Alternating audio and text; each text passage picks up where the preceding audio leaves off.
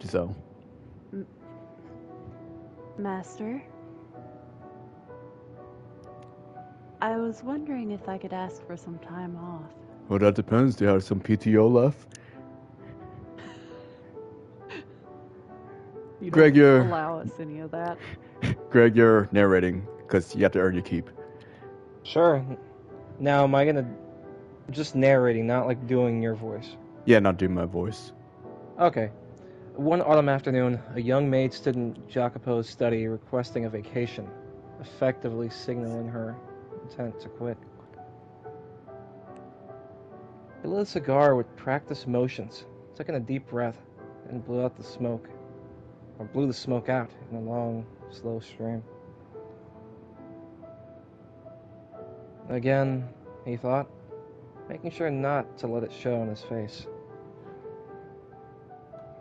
What's the reason? He asked. Not satisfied with how you've been treated? I feel you've been quite generous. Oh, no, not at all. You said?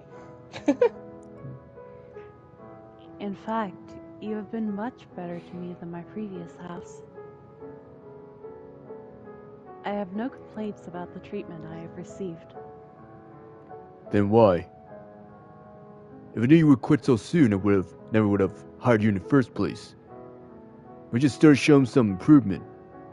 Now all that time money's gone to waste. I'm sorry. I'm asking for a reason, not an apology. He said. His voice a mixture of exhausted, irritated, and scolding that only made the girl recoil further. He let out another heavy sigh.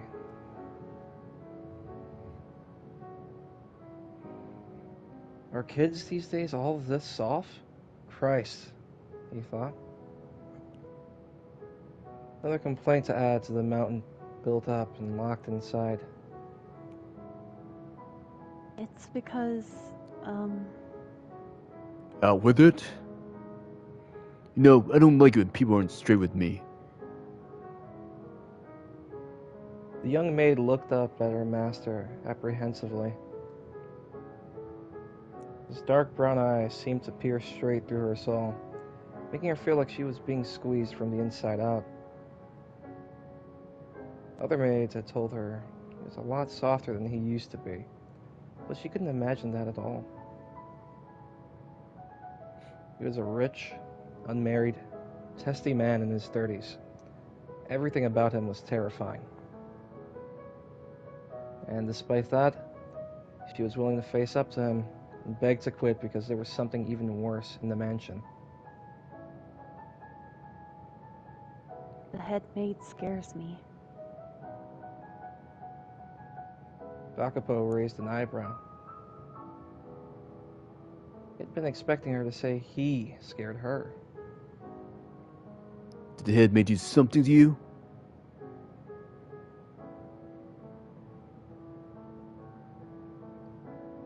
He asked. No, she didn't. Then why? Ash fell from Jacopo's cigar. His irritation levels were rising. The young maid looked up at him, fear in her eyes. Are you not scared of her too, Master? Her appearance never changes at all.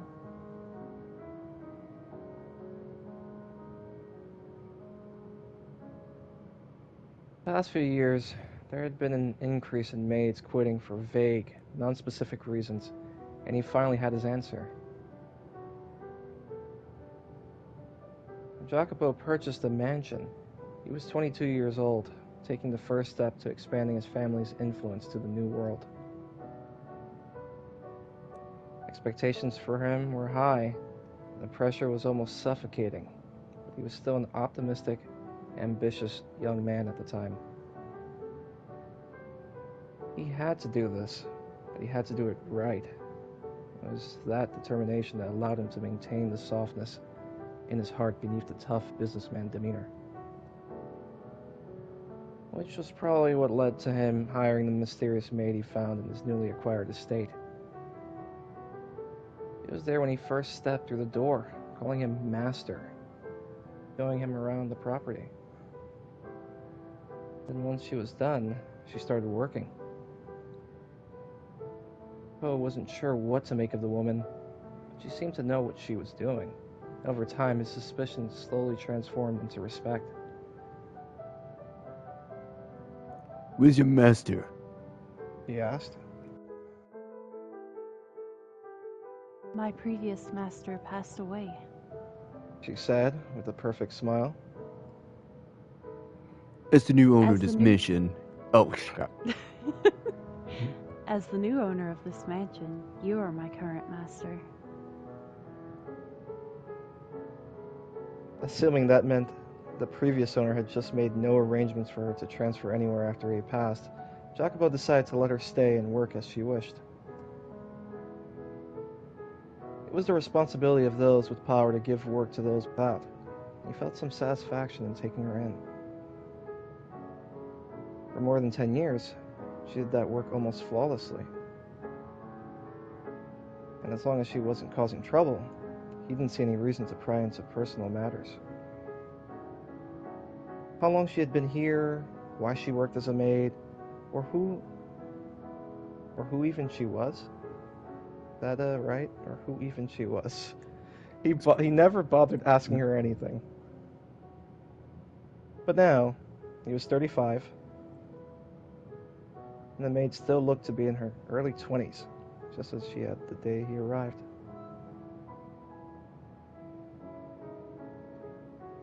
Jacopo leaned back in his chair, staring absently up at the ceiling, watching the smoke from his cigar waft upwards. The young maid who quit was long gone, probably living with her family.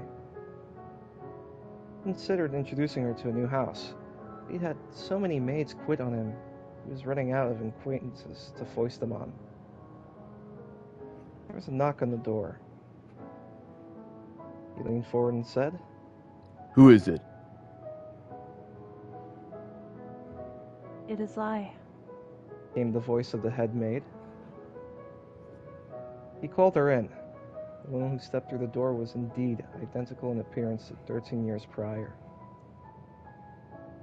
She floated gracefully to the center of the office, not making a single sound.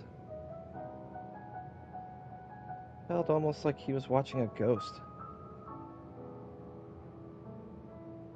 One of the younger maids left today, She said. so I wanted to discuss with you how we should proceed redistributing the work. I'll leave that to you as always. I'll take care of finding a replacement. Yes, master. She said with a bow. Usually that would be the end of the discussion, and she would dismiss herself. But for some reason, she stood there unmoving, her deep, unreadable eyes of jade locked on his. What is it? He asked with a frown, mildly uncomfortable. Have you considered dismissing me? She said, wearing the same faint smile she always had on. Her face was like a perfectly carved mask. I know that the maids have been quitting because of me. They've seen what I look like. And so rumors have been going around. The young girls are especially impressionable, so they are more likely to believe them. Have you considered dismissing me? Jacopo tapped the cigar against the ashtray on his desk, then leaned back in his chair. He had considered it before. He always came to the same conclusion. Every other maid could quit when slow down work as much as you losing you. Oh my. You think quite highly of me. I know you're capable of working when I see one. You're more than capable. Hell, sometimes I wonder you've been doing this job for hundreds of years. My. She said, her smile widening. You jest. If I had been a maid for hundreds of years, that would make me a ghost. Well, aren't you? He almost said.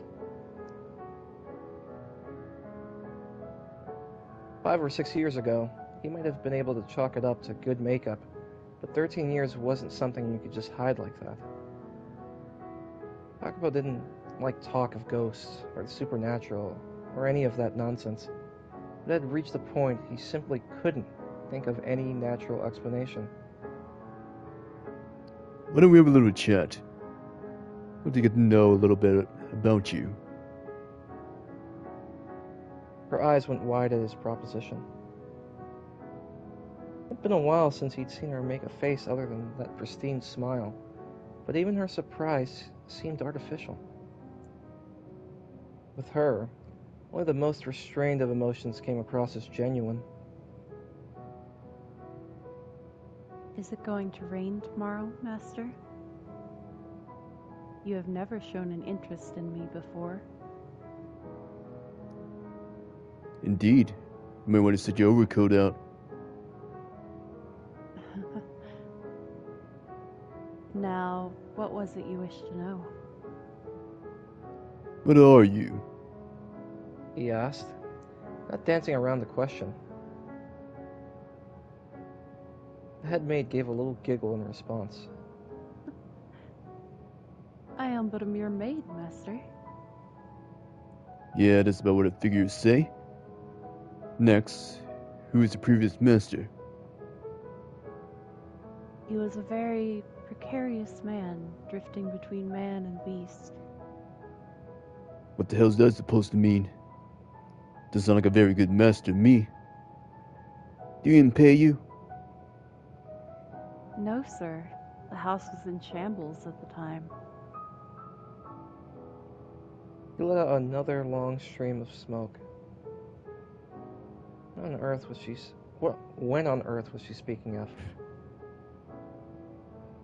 And he had bought the property. It was a little outdated, otherwise in good shape. He took her at her word. That would have to have been at least 30 years ago. He wanted to press her further, but he knew she would just laugh and brush the question aside. But he took another puff of his cigar and asked, Who was before that? The father of 2 adorable little children. He was rarely at the house, though, so his wife, son, and daughter served as my masters. They were a noble family, and they treated me quite well. I didn't know the building had lived there. My. You believe me, Master? Oh, so you realize it sounds ridiculous, do you? I understand that it may seem somewhat unbelievable to you, yes? Well, I'm not completely taking you at your word, that's for sure. It's just a casual conversation, Abdul. I know you're all prone to some embellishments. So who was before that? The sibling's grandfather. He was the man who taught me how to be an a maid. He loved roses, and I would often go out and buy her the flowers with him.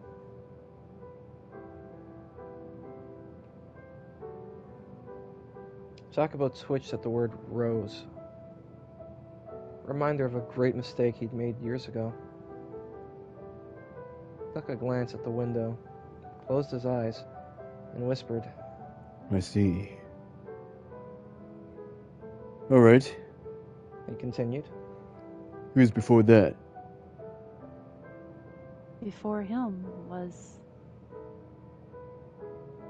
Her gaze drifted upward, and then a rift formed in her persona. Barely perceptible, but it didn't slip past Jacopo's notice. She still wore the... Is it just me, or are there's a couple typos in here, or is my brain not working? There are. There are. Okay, thank you. Okay. She still wore that eerily flawless smile, with hair-thin cracks that appeared in her jade eyes, allowing a carefully hidden murkiness to seep to the surface. For a split second, she seemed to be wearied to her core, looking out toward a faraway land she could never reach. And then it was gone just as quickly. Before him was my dearly beloved, whose return I am still awaiting. For that reason, I hesitate to call them my master. I am terribly excited for their eventual return, though. Sounds complicated. He said. Won't pry any further. She gave a wide smile. It was best to just leave it at that, he thought. They weren't friends. She was a maid, and he was her master. Next question. I don't know, I've never asked you this before. Jacopo said, letting it hang in the air for a second. What's your name? Saying it out loud only emphasized how ridiculous a question it was. He'd had this woman in his hire for 13 years without so much as knowing her name. With every other maid, he knew their name, age, family history, and more before they even signed the contract. But her, he never had a contract for her in the first place. Which was unthinkable for a man who didn't even allow himself to make the smallest of mistakes. He had no idea how he could have let this happen. The only explanation he could think of was some unnatural power diverting his attention from it. My. You can simply call me the head maid, as you have all these years. I'm the master of this house. I'm telling you to tell me your name. He said in his unflinching business voice. To which she gave him the same smile as ever. And then, when she'd offered him the name she believed to be her own, the air in the room seemed to crack. My name is Morgana, master. Jacopo's eyes went wide. While he wasn't as prone to shouting now as he had been in his emotionally troubled 20s, that was enough to push him over the edge. No, it's not. He yelled, unsure why he was so certain. There was another crack in the air between them. He lurched out of his chair, the force sending it toppling to the floor. She, meanwhile, looked only mildly surprised. No, that name does not belong to you. Oh my. Then to whom does it belong? He giggled. Every second he spent in the presence of that stony smile felt like a knife to the heart. By any reasonable measure, she was in the right. He had no place to deny someone else their name. But deep down, he just couldn't accept that name as belonging to the head maid. Master? Your hand. He looked down to see his fist clenched around his still-lit cigar. A faint smell of burnt flesh rose up from it, though he didn't even feel the heat. Jacopo threw the crushed cigar to the ground. He had no idea why hearing a single name had sent him into such a frenzy. Not having an explanation only agitated him further. I think there's quite enough conversation for one day. Oh. I think that's quite enough conversation for one day. Please, just call me the head maid, as you always have. Now, do excuse me, master. She said, and Jacopo could only watch in silence as she drifted out of his office. Jacopo's wife's bedroom was on the second floor, next to his own. Specifically, the room she had used in the early days of their marriage. In response to the information shared with him by a good friend, which he trusted blindly, he had moved her to the first floor. And then, still unable to trust her, he had relocated her to an entirely separate building on the property. Her room on the second floor had remained untouched since her disappearance. Knowing she was sensitive to sunlight, he'd had heavy, light-blocking curtains installed in the windows. And then, so the room didn't feel too gloomy, he had it furnished with white fabrics and light wooden furniture. It was all still there. He included the room in the maid's daily cleaning duties, but many of them considered it a waste of time, so occasionally it would be neglected. In the past, he would have yelled at them for that. Now he just gave them stern reminders to do all of their assigned work. Which worked, though he could tell they weren't pleased. No one actually believed his wife would ever come back. After losing everything at the age of 26, he had set out in search of his missing wife. Both with his own 2 feet and by hiring private investigators to look for her all across the globe. But even after so many years, he had nothing to show for it. Jacopo was beginning to think himself that she would never come back. But he wouldn't give up, for any reason. He had waited steadfastly for him, even after being broken mentally and spiritually. Though he had an obligation to do the same. It wasn't worth much. It was the least he could do for her, being the one responsible for hurting her so. He wished to have just one last chance to see her again and atone for all the damage he had done. That was the only thing keeping him alive, now that he had nothing else. He stood quietly in his wife's bedroom. On the desk sat her phenakistoscope. I can't believe I remembered that. Yellowed over the years. You could still see her calling it her phenakist wheel, with a gentle smile on her face. The same smile he had stolen from her and crushed under his feet.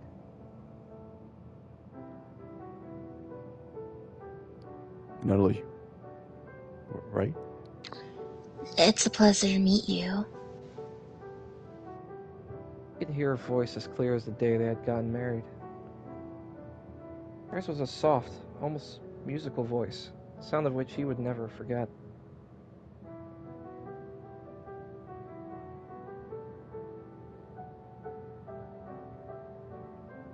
Wait here, girl?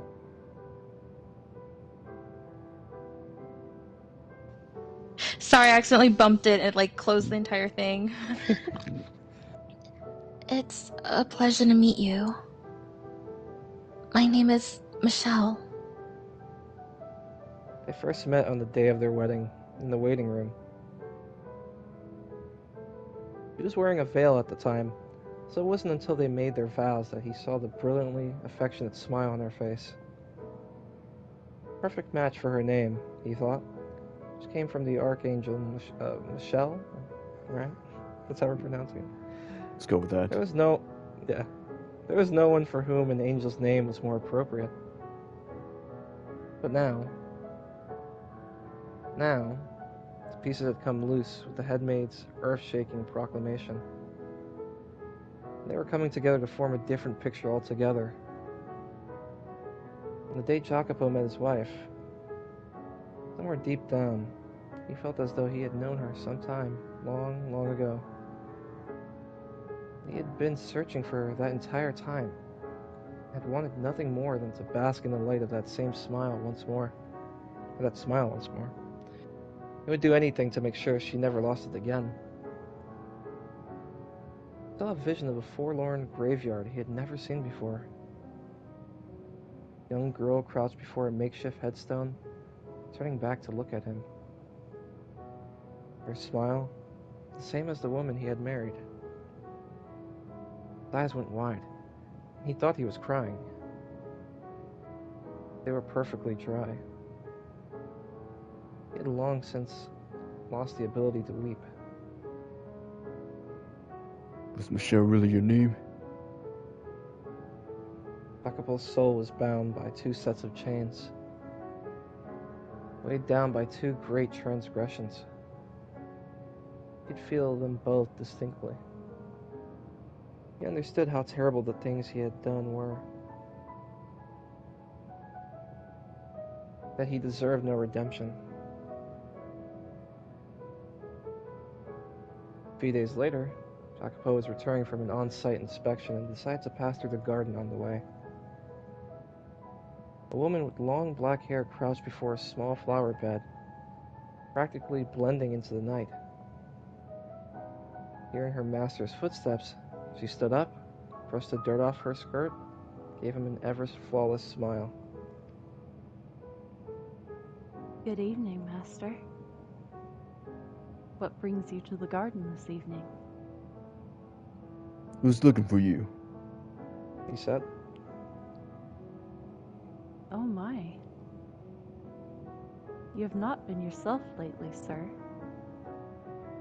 Is it love?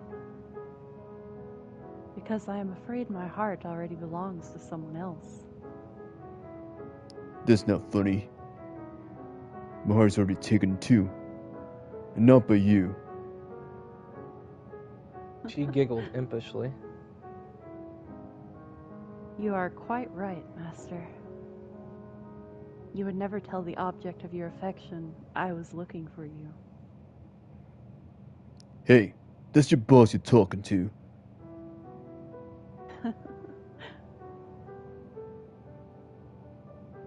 Jacopo sighed, glancing over at the flower bed. The whole area had once been a magnificent rose garden, but he had ordered it destroyed 9 years earlier. Enough time had passed that he was able to grow out of his irrational hatred of flowers, though. And so it was the head maid's efforts that had brought it back to life, though on a smaller scale for the time being. I apologize for what I did to the rose garden. He said. She elicited a bewildered stare from her. Gaze still averted, he continued. You were fond of roses too, weren't you? You mentioned coming out to look at the flowers with one of your previous masters, the nobleman, wasn't it? Now think about it, you're the one who looked after the garden the most as well. The head maid let his words hang in the air for a few moments, then gave him a quizzical look. What has gotten into him? She thought. But giving it a bit more consideration, she understood. He had plenty of time to reflect on his mistakes, so perhaps an apology was not so surprising. He had grown so numb to the passage of time that she'd forgotten Jacopo was just a young businessman, still getting his feet wet when they'd first met. So green that he had seen no trouble in hiring a mysterious maid who refused to talk about herself, eventually assigning her the position of head maid. Power, influence, business relationships, restless nights, constant betrayal. The pressures of the life he'd chosen had corrupted him. And then, in the wake of a great tragedy, he had managed to rid himself of some of that corruption. But only after he had lost the 2 people to whom that change would matter most. You need not apologize to me for anything. He said.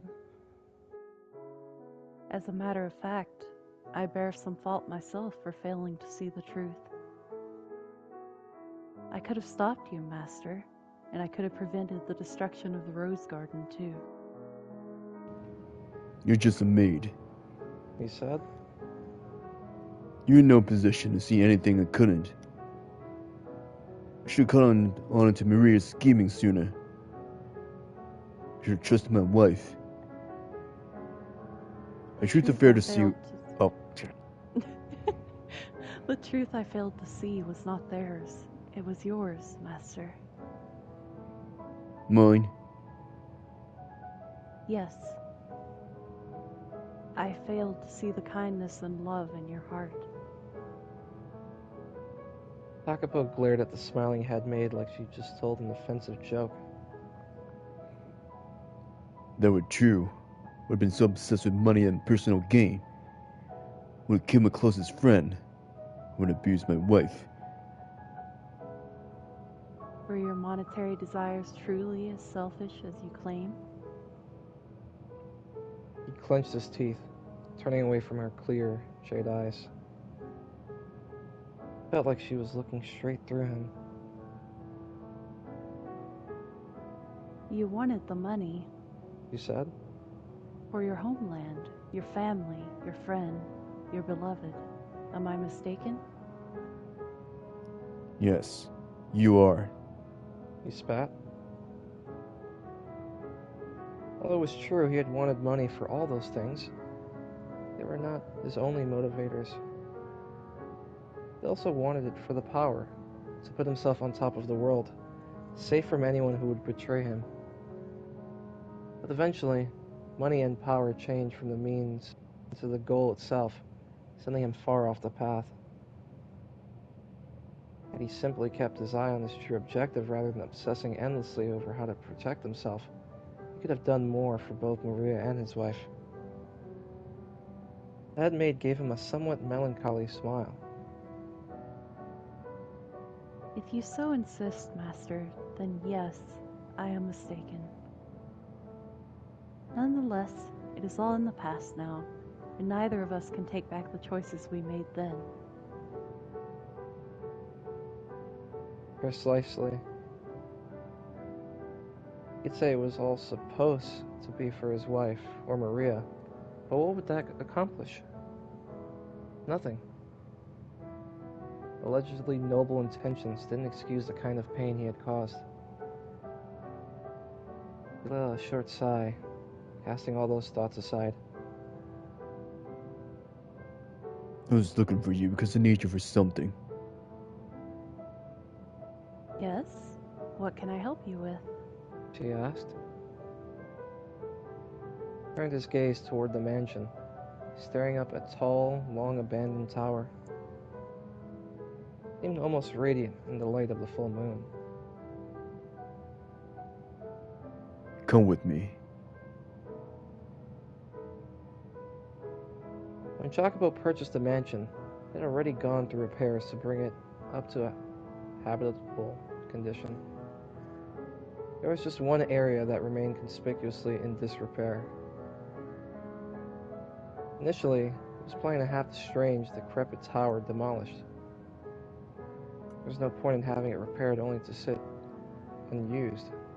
So they wanted to replace it with something actually useful, like a storeroom. But for some reason, which he still didn't understand, he could never bring himself to destroy the tower. The entrance to the tower was at the back of what he called the second Great Hall, a mostly unused hall near the back of the property. There were rumors among the maids about strange sounds and ghosts and blood dripping from the ceiling, going as far back as when Maria was still alive. Back then, he recalled telling her it was all nonsense, that he had no interest in you women's little ghost stories. The truth was, something did seem off about the hall. Not in a frightening or unsettling way, though. Being there, he felt smothered with guilt and shackled with sorrow. I like how they use the word shackled. So he avoided going to the second Great Hall as much as possible.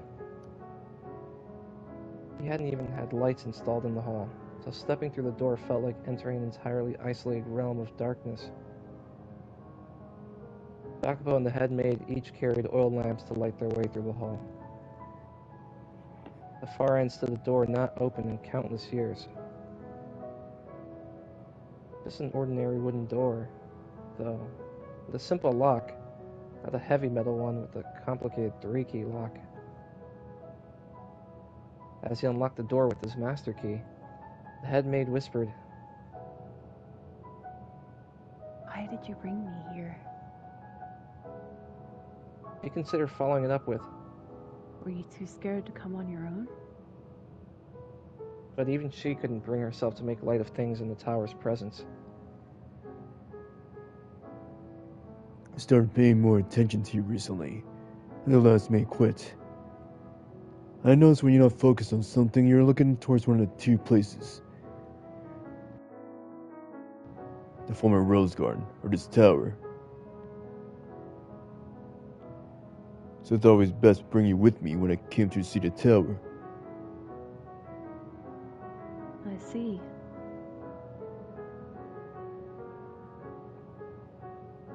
The inside of the tower was black as the abyss, even darker than the hole leading to it. The light from their 2 oil lamps revealed a long, long spiral staircase leading up. Something stirred in the long frozen heart of the head maid at the sight of that staircase. Jacopo set a foot on the first stair, pressing down on it hard in several places. It let out low creaks under his weight, but didn't seem to in danger of breaking. That said, it was still an abandoned tower, at night, and nobody knew they were here. This was a terrible idea that could go wrong at any time, and he knew it. Watching him slowly climb the stairs, the head maid's chest grew tight. For an instant, she wasn't seeing him, but someone else. They were holding her by the hand, running up and up and up and...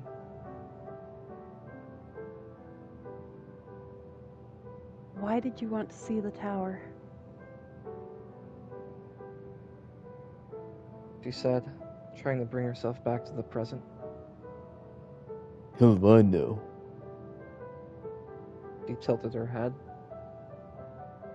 He almost never acted without a clear reason.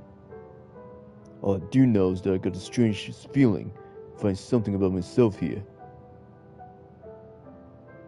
I see. He said, putting on a smile. I too have a strange feeling that I will find something of myself here.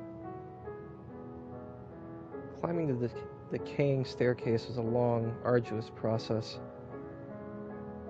Every so often, they passed a window carved out of the stone wall. The light from the moon illuminated the path before them, guiding sinner and prisoner ever upward. After more revolutions than the head maid was able to count, the end was finally in sight. There was one final obstacle before they could reach the door at the top. The next section of the staircase had collapsed. Shall we head back? The head maid asked. If they were to attempt to proceed, one of them would undoubtedly slip and take a fall straight down to hell. Surely Jacopo would realize there was no way forward and give up. But she was wrong. Leaning against the stone wall for support, he placed his right foot on what little remained of the next stair. And then, he carefully guided his left foot to the next. Several slow, meticulous steps later, the chunk of stone gave out under his weight, tumbling downward into the abyss. But even that was not enough to stop his determined procession. She watched him in silence. She was not afraid that he might fall, however, because if that were to happen, that simply meant he was fated to die here. It was an insignificant detail to her. As long as she was able to wait for her beloved to return, nothing else mattered. But he made it across the collapsed region unharmed. It seemed the mansion was not ready to be rid of him just yet. He turned around, shining his oil lamp over the gap. You're free to wait there. No. She said. I will accompany you. She then gracefully lifted her skirt off the ground and followed the same crumbling path across the chasm he had. When she finally made it across, he gave her a smug smirk. Damn. You hear that we were gonna float across like a ghost. It's really all alive. To which she responded with a little smile. They resumed their climb, soon reaching the top level of the tower. Beyond the door, half rotten away, sat a chamber with a single window high upon the wall. Through it shone a pillar of moonlight. Two of them entered the chamber, proceeding to the center of the room. The air inside was far colder than the autumn night they had left behind. It chilled them both to their bones, to their souls. Takapo stood in place, gazing up at the window for some time. Then, he walked up to the stone wall, dropping to his knees in front of what appeared to be nothing at all. He traced the irregular surface with his fingers, hands slowly forming into a fist and dropping lifelessly to the hard floor. You could hardly see a trace of the powerful, wealthy businessman he was in that slouched form. He seemed so much smaller, on the verge of withering away. Did you find that something about yourself here? She asked, her voice carrying well in the cold, empty chamber. Yeah. He said, his voice shaking. It was far more contained in that single syllable than she could ever hope to discern. For a moment, she thought he was crying. But from the glimpse she caught of his face, his eyes were dry, though he looked pale as a ghost. She stepped toward him, gently placing her hand upon his back.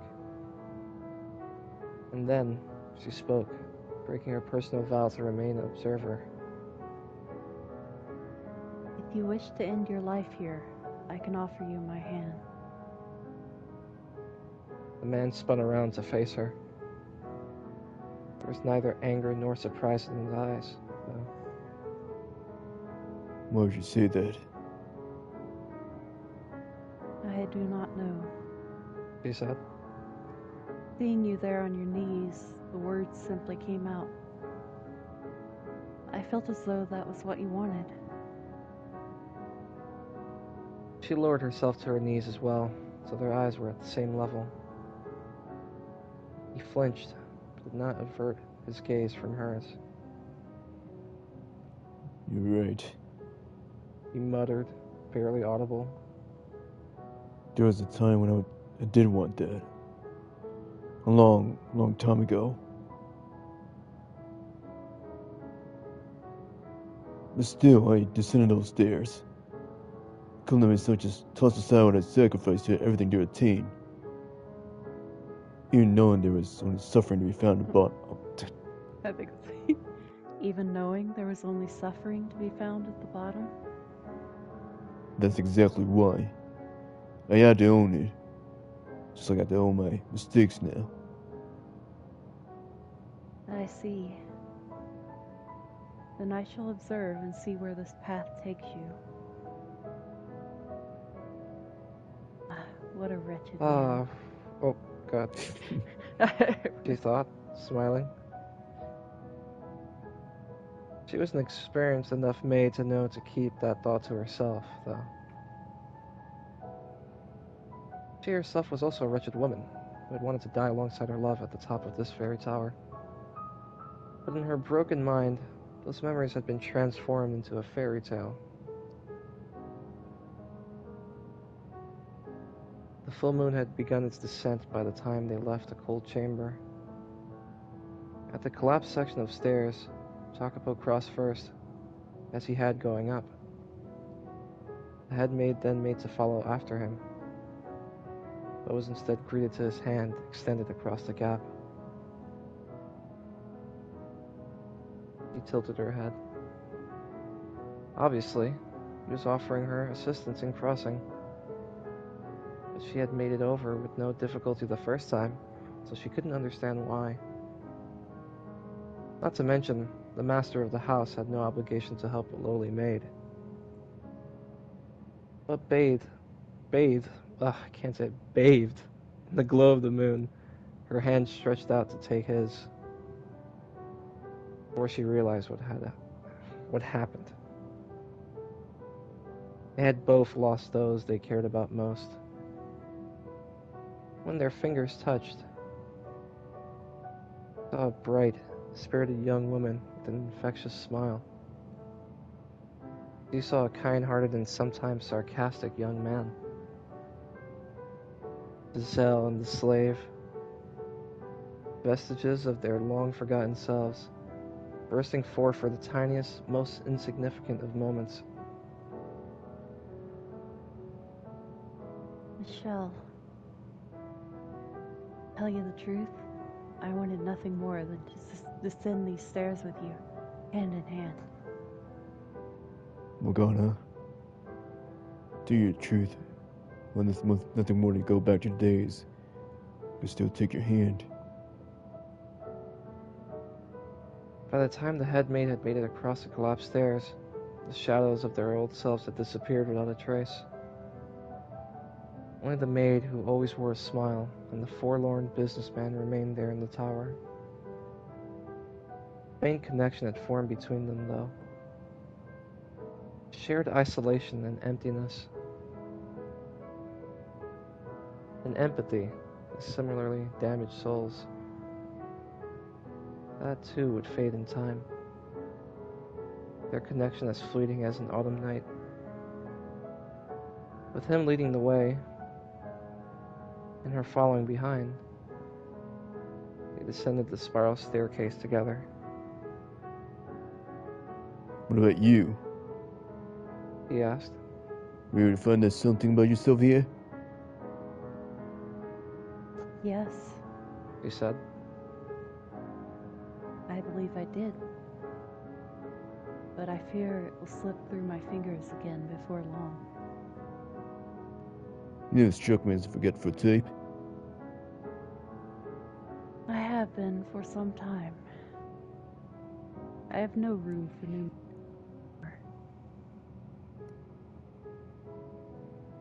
Well, it's probably the best. He said. It would be best if you forgot what you found here as well. Not a chance.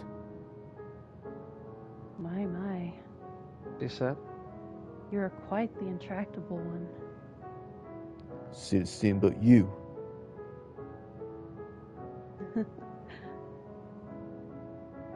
Say, Master, What is it? I want to tell you something before I forget the things I felt tonight. Yeah? I was not terribly fond of you when we first met. Sounds about right. But that is not true any longer. Is that so? It is. The truth is... Oh, I think it's you. Yeah, I think it's the other way Yeah. around. Mm-hmm. The truth is, I thought creepy as hell at first. Didn't even want to look at you. That sounds about right. But that's not the case anymore. That's so. Yeah, it is.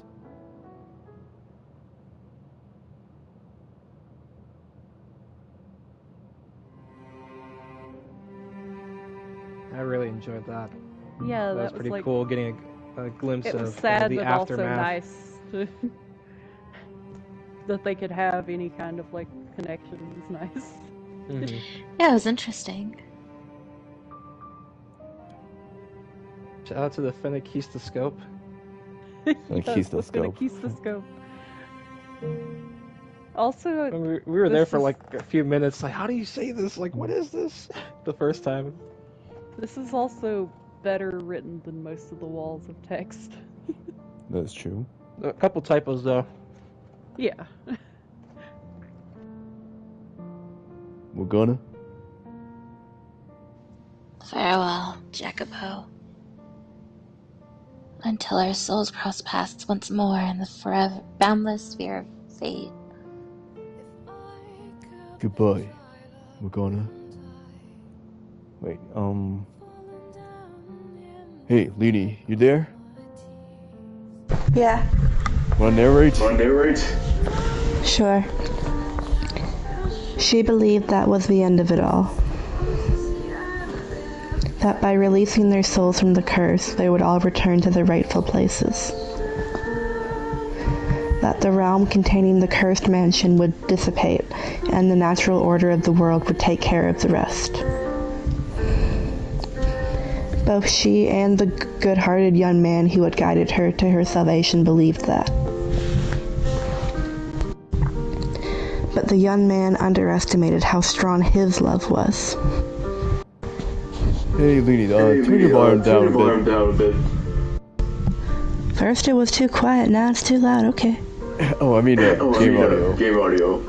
Oh, okay, sorry.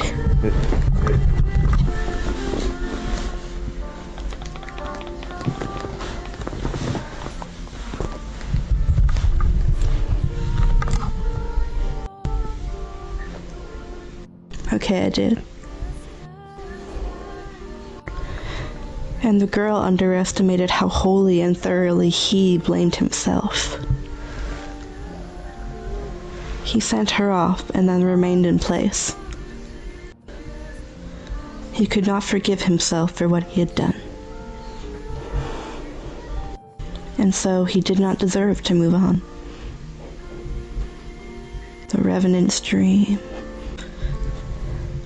The next thing she realized, she was in a field of gold. Wheat rolling in the wind like a golden ocean. The sky blue as sapphire. The breeze almost startlingly warm. It was an unbelievably gentle view, and one she did not recognize. She had never seen this place before. Never been there before. Yet looking out at it now, she felt emotional. It was almost terrifyingly beautiful. And as if drawn in, I think, by it, the girl took a step forward. With each subsequent step, the soft sound of crunching beneath her feet grew more distinct. Evidently, her soul had begun taking physical form. And it was her body from life that had the golden ocean created for her. She raised her left arm, which had been severed before she was placed in captivity. It was whole. Still uncertain, she placed a hand on her cheek. There, she found none of the scars of her rough texture of the markings that had caused her so much torment in life.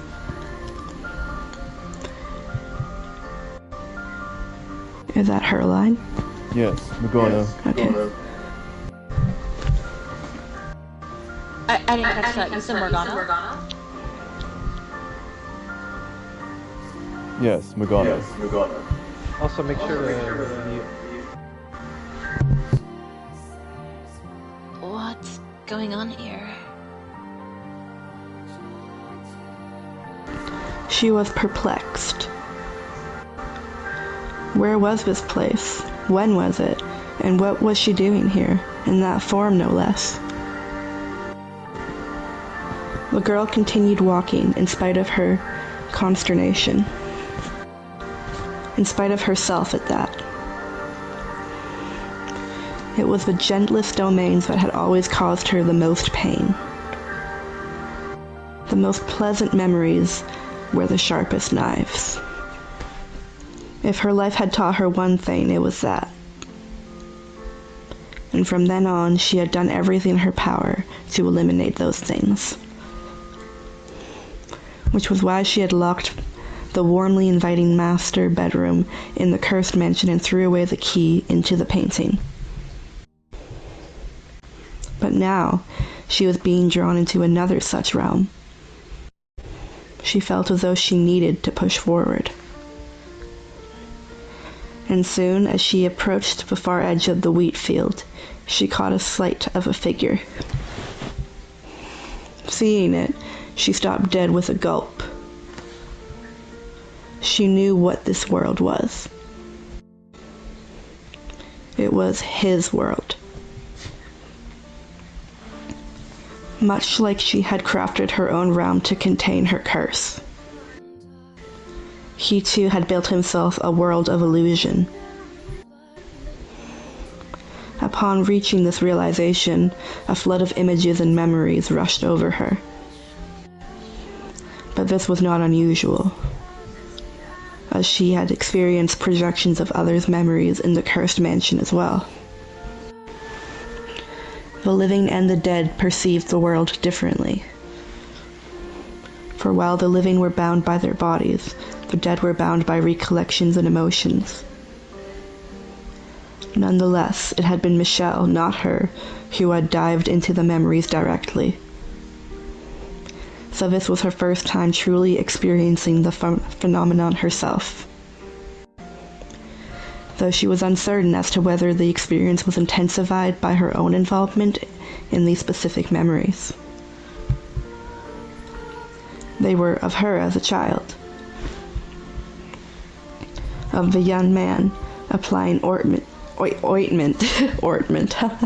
applying ointment to her face every day for 3 years. Oink, oink, oink, oink. She would claim it unnecessary, insult him, complain in any way she could, but still the young man came back the next day. Even on days she fought to the point of truly angering him, he still applied the ointment. He was a strange man, she thought. For what purpose did he pay her so much mind? No other men wanted to get near her. The hideous scars covering her face were quite an effective deterrent, and most would probably cut off their own hands before volunteering to touch them. He alone was different, though. One day he chastised her for making the trek to the graveyard every day, in rain or snow or anything in between. But she realized now that his criticism applied to him as well.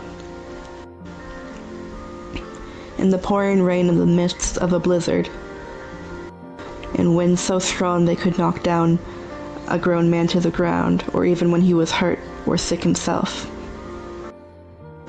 He never missed a day coming to find her at the graveyard. Next, she saw the rising sun. Being carried on his back, traveling a different path home than the one she knew. The stench of decomposing flesh, unavoidable in alleys of the slums. Her surroundings utterly repugnant, yet the sunrise oddly enchanting.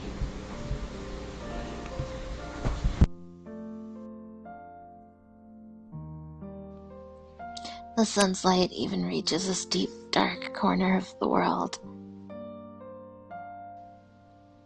I mean, of course it does, but I don't know. For some reason, it seems particularly bright today. But she said nothing in response, but she said the same way. She had spent her whole life looking down at her feet, never taking the time to look up and appreciate the sky. And she likely never would have either. Never been able to see the beauty in the rising sun without a nudge. And subsequently, whenever the evil lord would show himself in her dreams, she was able to close her eyes and block him out. Until eventually she was no longer able to remember his face or the sound of his voice. Her wounds were at least beginning to heal. He had given her so much. An ordinary life and ordinary happiness. The freedom from having to be special. And warmth she had never before known.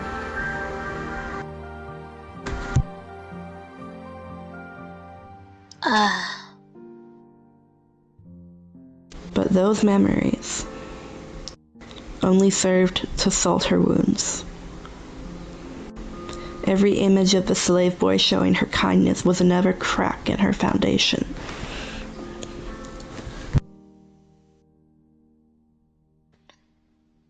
I can't. He killed me.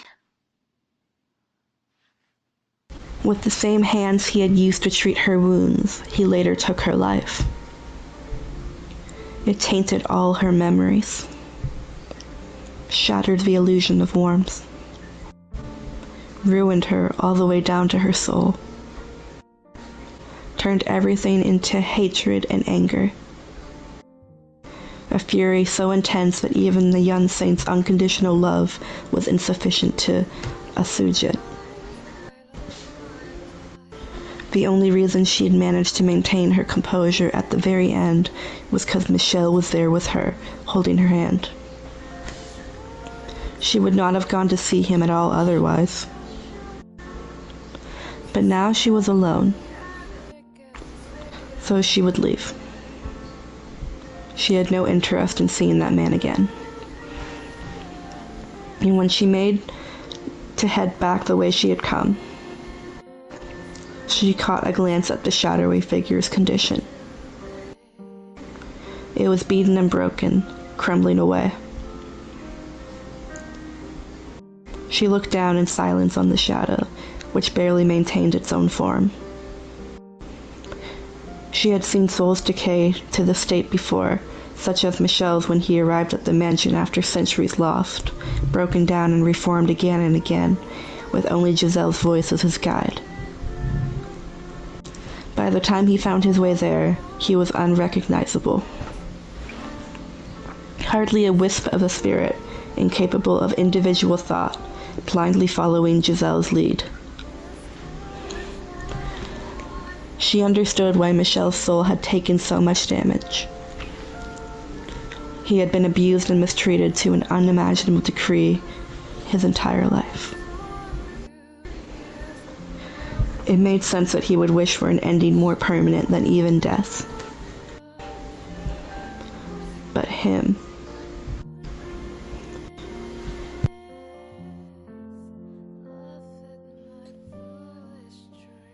What are you doing so broken? She could not understand what had brought him to this point. He was the perpetrator. A monster.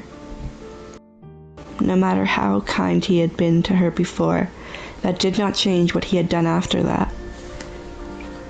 So what did he think he was doing looking so mangled and beaten? If she left him there before long, his soul would disappear for good. Rubbed out of existence, never to return to the boundless sphere of fate.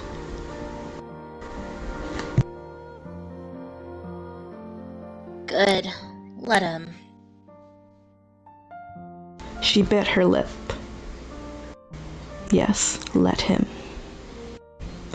Then she would be free of his torture once and for all. She would never have to see him again. Never have to torment herself with thoughts of him. And what a relief that would be. So she tried to turn back, but her body would not let her. An emotion she did not understand had welled up in her breast. It was a pity, though she could not put a name to it herself. It was an emotion she had never felt during her time as a witch. And in fact, were the witch here, she would have crackled joyously at the sight, pointing a skeletal finger at the pathetic thing he had become and telling him how much he deserved it. But she was no longer that witch. And furthermore, she had been blessed with unconditional love by Michelle and Giselle. And the benevolent portion of her soul, which she had rent from herself to create a white-haired girl, was beginning to return to its rightful place. She thought she heard a voice from within, telling her that only she could save him. She frowned. Why would she have to save him after all the pain and suffering he had caused for her? The voice within spoke. Michelle had stepped forward to save her after all the pain and suffering she had put him through. Giselle, too, held no grudge after being imprisoned in the mansion by her for centuries, happily joining Michelle on his quest. She took a single step forward. The wheat swayed as she did, making the scene even more dreamlike. Initially, she had been irritated to find him here, trying to hide from his sins in the realm of illusion. But now she was beginning to realize that this was not the case. His memories and feelings flowed over her, with more clarity this time. This was what he could have had if he had not made all those mistakes. And this was the place he had hoped to show her one day. He was not hiding from his sins. He was attempting to atone for them. He had condemned his sins, lamented his failures, and forced himself to look at the vision of the world he had let slip through his fingers. Again and again, until it had destroyed his soul. This was his punishment for himself. And not only for what he had done to Morgana, but the other half, the white-haired girl as well. She had said in the letter that she wished to see his homeland, and she had failed to see that through as well. Twice he had broken what he's supposed to care about the most. Twice he had crushed her, and he could never forgive himself for that. Not even after she had released him from her curse.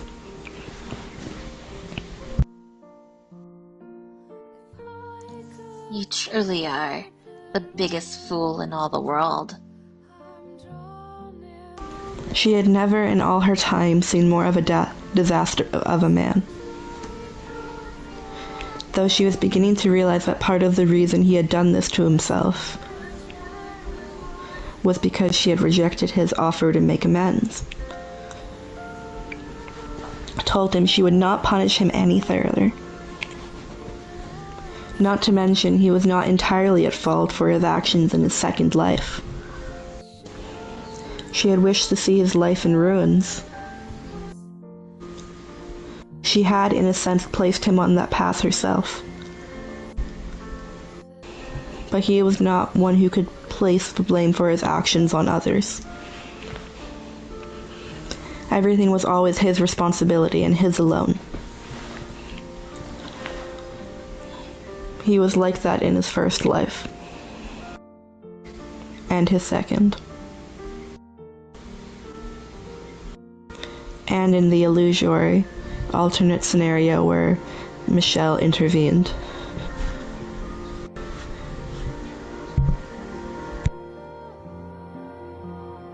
Ultimately, I'm the one responsible. He said on their march to atonement. And I suppose, make sure the next lives go a little better. He said.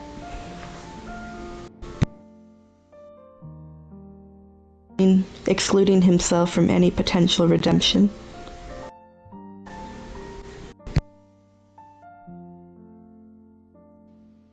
So what, though? That doesn't change what he did. Are you saying I should have sent him off with a smile?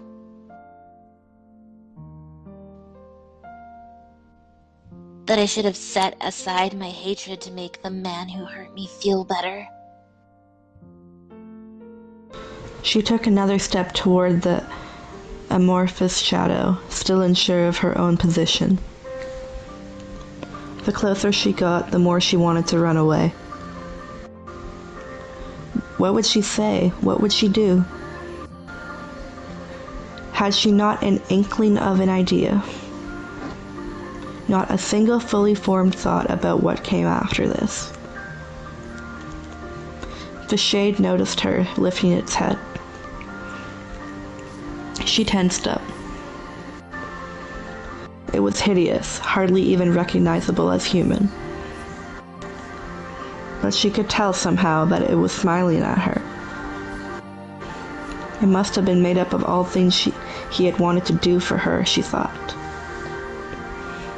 The shade seemed to think she was part of the illusion.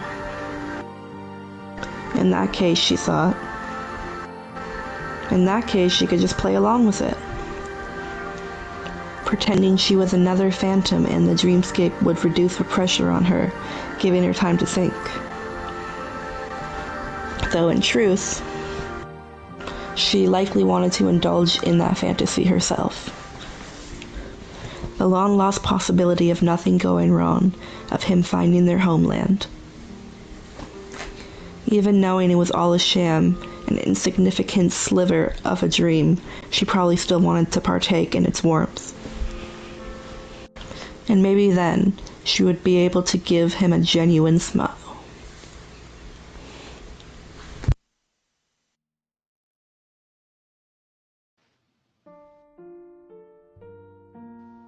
So, what's on the agenda for the day?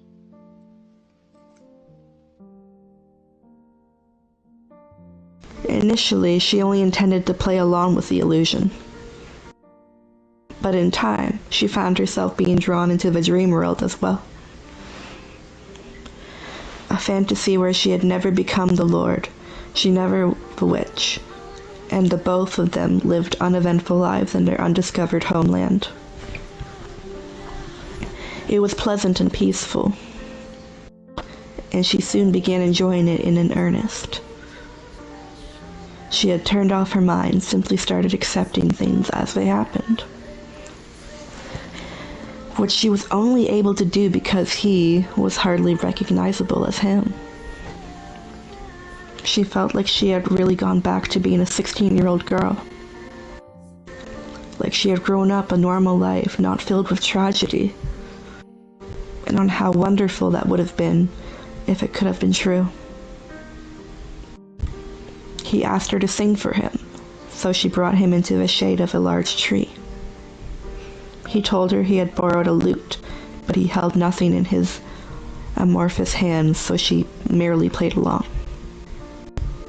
In his vision of this realm, there were others like us for him to borrow from. They sat down in the shade of the tree and sang. Only her voice to carry the tune. Like Michelle in the same condition, the shade was barely able to produce any coherent sound, let alone music. But still she could tell he was trying to say and how he was saying it. The longer she spent in the realm of illusion, the more her own state of mind reverted to those days. The 3 years when she had been able to experience happiness like anyone else. But continuing until she reached the age of 16. She was smiling and laughing, though she hardly realized it herself. Nor did she recall that she had explicitly told him previously that she could not smile for him. In time, she even found herself able to speak of her younger days, something she had not told him even in life. How she was known as a saint. How her blood had miraculous powers. And the people of her village began worshipping her for it. She had, on some level, wanted to talk about that with him in a life. Wanted to open herself up to him more. Wanted him to know more of who she really was. You're just an ordinary girl. He spoke in an unearthly voice, like thousands of rocks scraping against one another. But to her ears, it was the sound of the young slave man's voice. He slightly exasperated, always gentle tone. She smiled.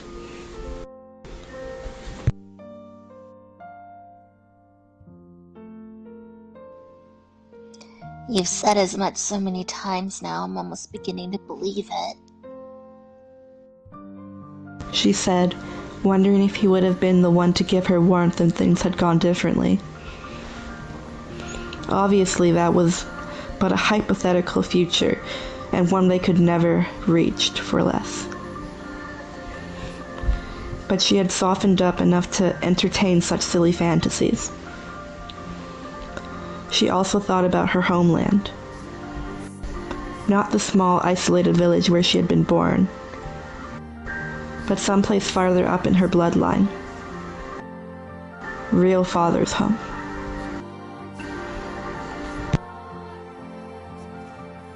Would you like to meet him? She was telling him of her father when she suddenly asked for that. She was not sure, and she racked her brain in consideration. It was not something she really needed to think about. There was no family here for her to find anymore, after all. She had indulged herself so deeply in the past that reality was not a concern. She spoke of her father with a hint of sadness in her voice, to which Bashade responded with a sudden surge of rage. The whole dreamscape warped around him, and the metallic smell of blood permeated the region. He wanted her to seek out her father and mete out divine justice, and the world twisted to fit his image.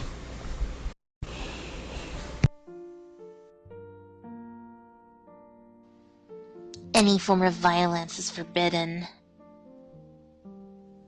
She shouted, attempting to calm his fury.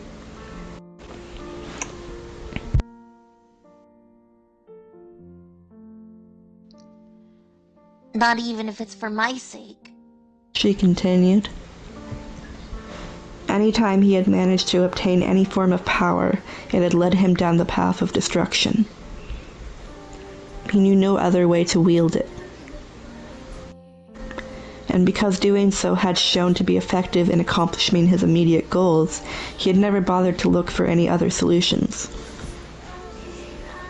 which ultimately resulted in him being unable to trust anyone, because he only understood power as a blunt object. He was a soft, cowardly man deep down. But because he learned to kill,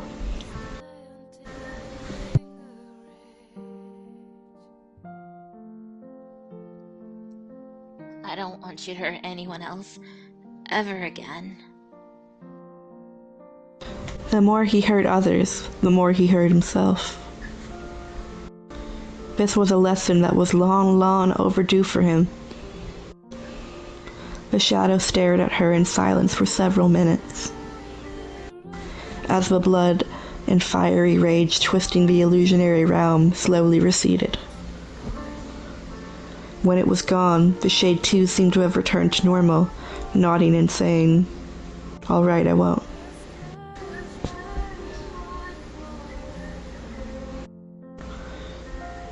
She let out a sigh of relief.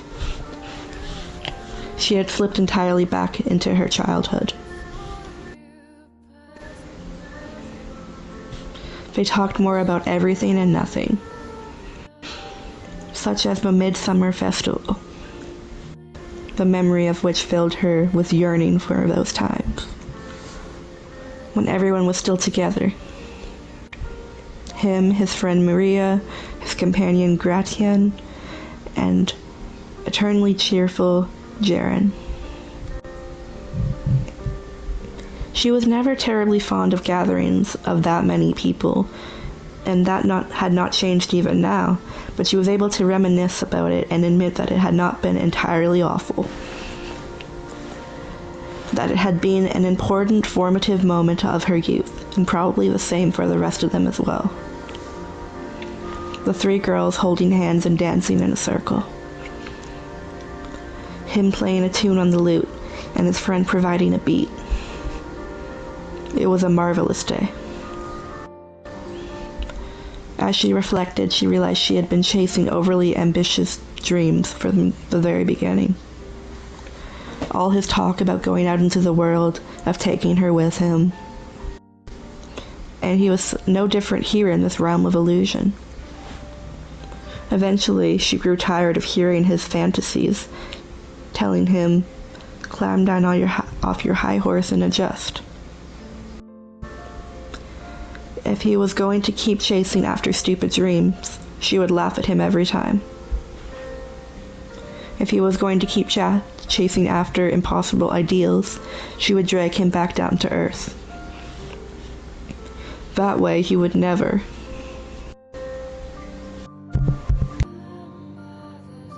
Then I just have to find a new dream.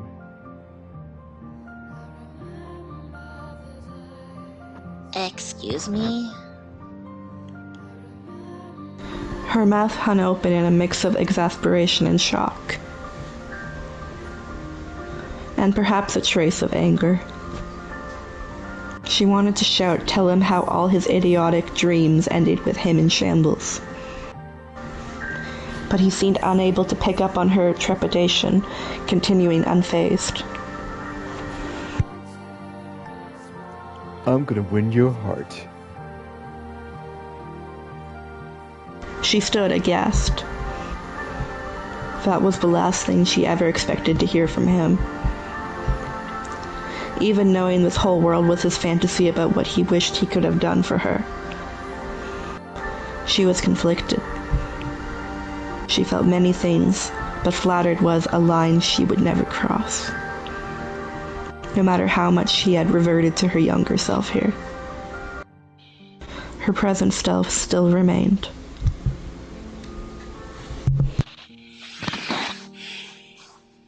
You murdered me. There's nothing you can do to win my heart.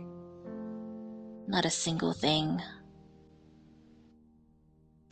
She found herself very close to saying what she felt. But she set her agitation aside to let the dream continue a bit longer. For her own peace of mind more than his. From that point, he became almost impressively brazen. Even asking her to call him by his name. To which she frowned and said in no uncertain terms, "Why would I waste my breath?" Visibly disheartening him. After some time having to watch him mope, she could bear it no longer and attempted to raise a new subject. But whether she asked him about learning to play the lute or going fishing together, the only response she received was a half-hearted nod. She sighed, at a complete loss.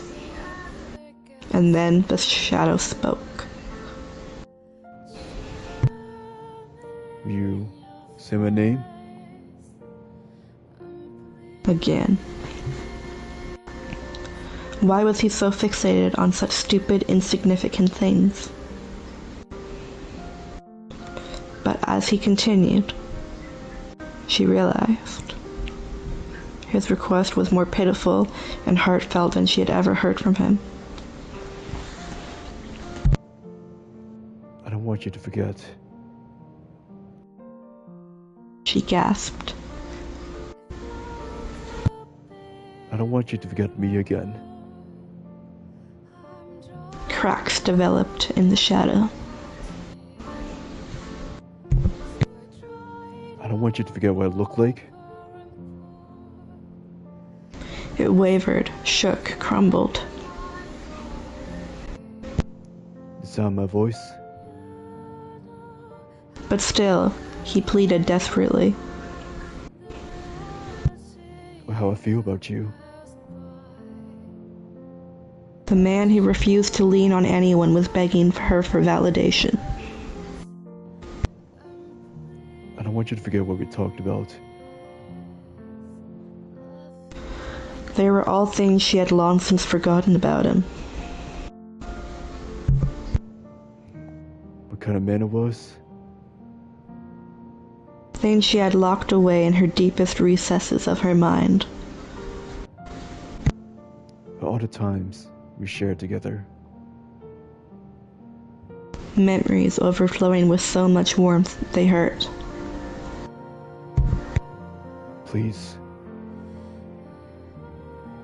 She cast it all out, his name, his face, his everything. Don't forget me. Which was what had allowed her to mistake him for the Lord. She felt a chill, listening to the shade beg and plead endlessly. What was she supposed to do here? At the very least, this meant the end of the peaceful Trouble 3 illusion.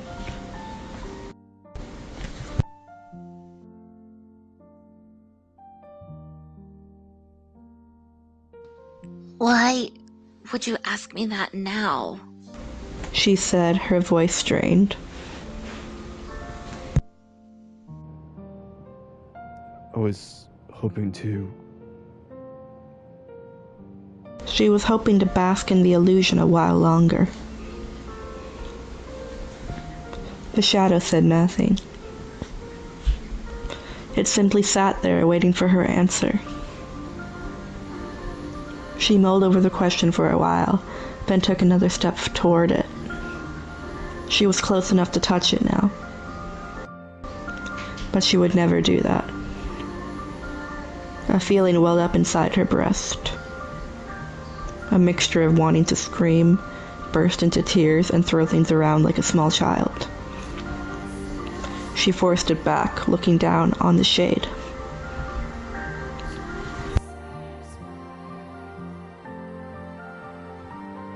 If I had remembered, would anything have been any different?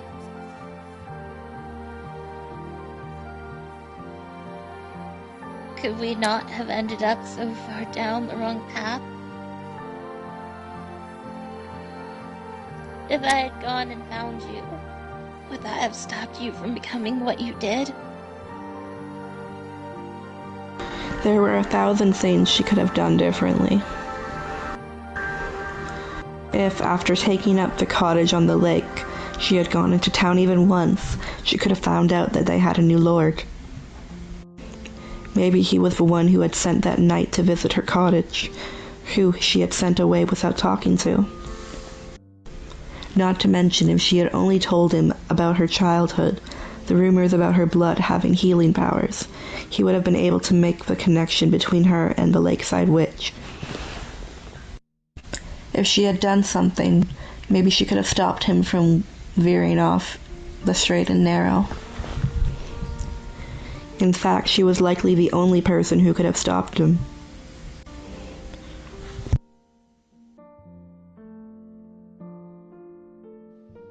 Why am I blaming myself for his mistakes? He's the only one responsible for his choices. She did not know what to do. She had been at a loss ever since learning the truth. The answers had only brought her more pain. And so she had buried them away somewhere out of sight.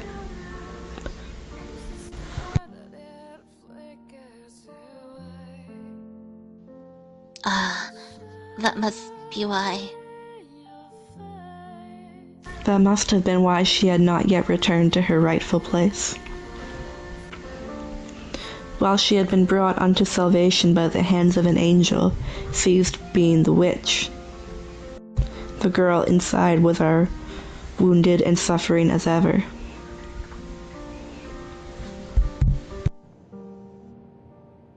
Can I hold your hand?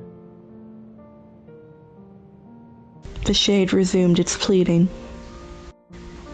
Its desperation clawed at her chest. And so, rather than coldly denying the request, she found herself saying, "Do as you please." The shadow slowly extended its hand up to hers, as if scared. It was not playing its part very well. This was supposed to be a dream where nothing had gone wrong between them after all. But the illusion had begun to give way to harsh reality.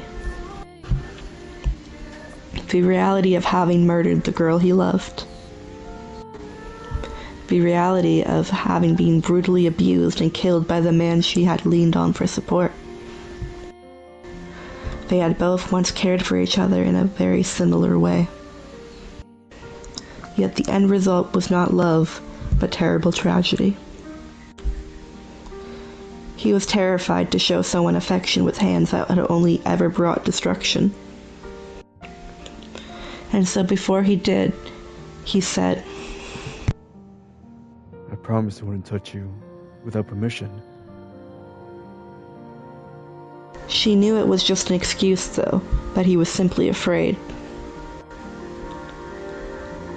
Worried about putting his bloodied hands on her, that he might hurt her again, that he might corrupt her, that he had no right to. But he overcame all that, gently placing his arms around her. As he had been waiting centuries for this moment. It was an embrace of many things. Love for her, deep regret, and most of all, atonement.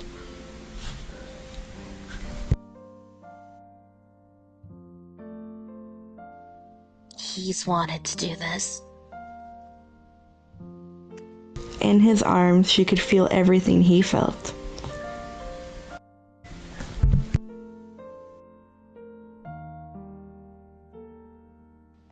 Since the day I locked his soul in that mansion.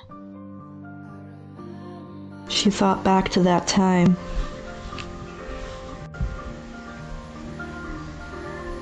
The unfathomable amount of time she spent as Bewitch, a force of pure hatred and vengeance. His was the last soul she entrapped, and when she did, he was little more than an amorphous shadow. It took many, many years for him to regain a human form, but even then he was unable to move or speak. He simply wailed something incomprehensible at her again and again.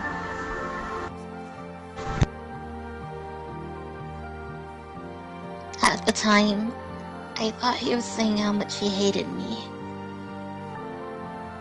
She was wrong. He had simply wanted to atone, but he had no idea how.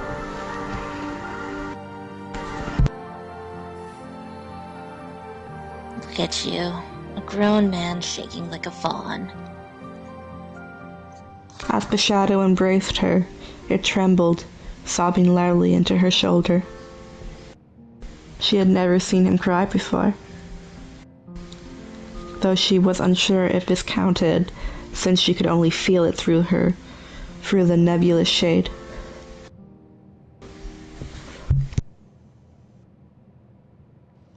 Sometimes I can't tell if you have a heart of stone or of glass. Her entire body went limp. All the tension in her nerves released at once, and she felt like a massive weight had been lifted from her shoulders.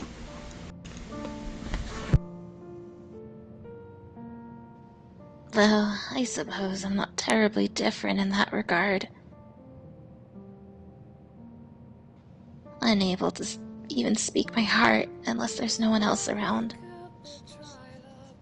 Unable to face you except through this childish fantasy. Not even able to show any vulnerability. Maybe. She hated to even entertain the thought, but perhaps they were more similar than she wanted to admit. Sometime long ago, in the memory she had banished away, he told her that being close made people more open with each other. And it turned out he was right about that. She began to speak, to tell him the truth of how she felt. Letting spill forth the raw pain within, holding nothing back. She told him how she despised him more than anything in the world, because she showed her happiness, then the depths of despair. Had no idea what to do with him. How she did not regret some of her actions, such as misdirecting her anger. He was consumed by regret over what he had done to her. But he was not the only one who had regrets. As their minds and spirits intermingled, the true shape of her wounds grew apparent. He had hurt her, but she had hurt him too. She had blamed him for not only for his own sins, but the sins of another man as well. And for that, she had laughed at him, cursed him, mocked him for trying to show something resembling care for another human being. Again and again and again and again and again and again and again.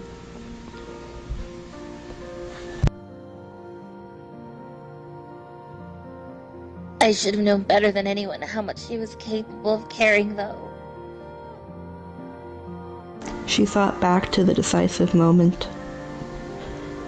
Knowing the truth now, she finally understood the full effect of the things she had said, to an even greater degree than Michelle had told her. She had told the man who had spent 3 years looking after her, coming to apply ointment to her scarred face, rain or snow, that she despised him with all her soul, that he had ruined her life. She had not been seeing clearly at the time, but he had been teetering on the edge as well. And her saying that had been the final push.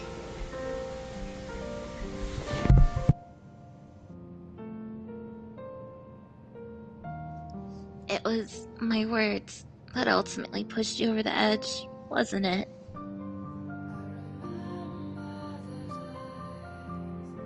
How had it ended up like this? Why did they have to hurt each other so much? What was the turning point that sent them so far off path? He continued holding on to her for some time, pleading for a chance to make amends, spilling his heart, clinging to her like a little child. It was something he could never have done in his life, or even in death. It was only after repeatedly crushing himself beneath overwhelming regret until he was mangled and hardly recognizable that he was able to show her his weakness, that he was able to show her his tears. But it was far too late. It was all over. Nothing he asked for was something she could give him. No matter how much he begged, she could never stop hating him. Could never forgive him.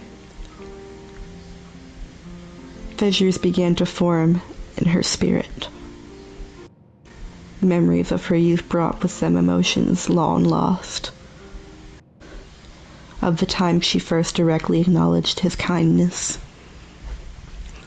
It was a bitter, a sweet, agonizing, suffocating, innocent feeling. Many, many ages ago, when I was still a child. Oh, sorry. I didn't see the quotes. Many, many years ago, when I was still a child, I looked up to you. The sunrise she saw that morning carried on his back only seemed as beautiful as it did because he had shown it to her. She then grew to yearn the lost homeland he spoke of, admire his lofty dreams, and feel warmth in his hands as he spread the ointment. That was when the seed was planted. Not only the ability to feel joy, but love as well. I might have even had some fondness for you. And having said that, she noticed the clear droplets rolling down her cheeks. After Michelle finished unveiling the truth, she shouted, I cried for him in a frenzy, and those tears she had shed contained all her feelings for him. On the day of her 12th birthday, that terrible, tragic day, she cried and told the man in the slave cart, "I'm sad because I didn't get the chance to show my gratitude to people very dear to me." And that was true. She was grateful to not only the young slave man, but the girls of the brothel as well. She had wanted to open up to them.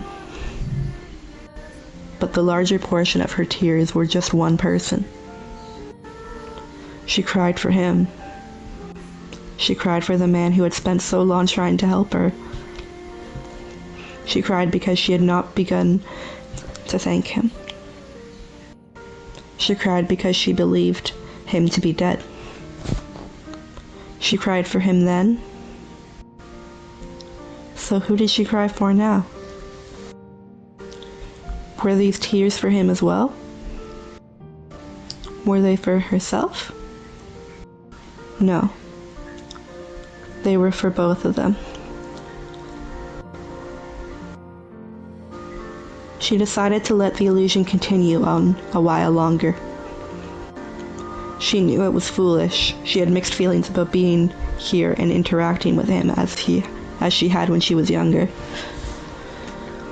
But she had softened up enough to not simply ignore the warmth it also made her feel. She had found it in herself to accept the seed of kindness sprouting within her. She had found it in herself to acknowledge how he felt. So she would use the dream to lead him to the next destination, under the guise of him holding her hand and leading her.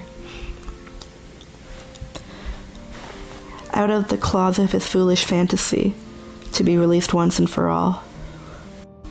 She would guide him back into the void, that boundless sphere of fate,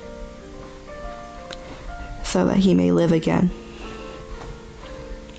They set off through the fields of waving gold. She squeezed her eyes shut, envisioning the young man she once knew. And when she opened them again, he was there, holding her hand and smiling softly at her.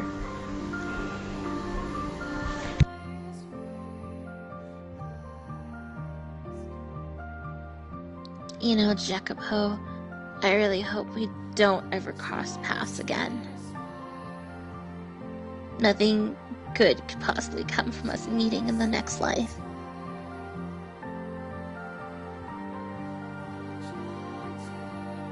I'm tired of having to deal with you. I hate you. And I pray I never have to see you again. But should you wish to see me, and should that wish take priority over my own, promise you'll treat me well. And if you can manage that, then I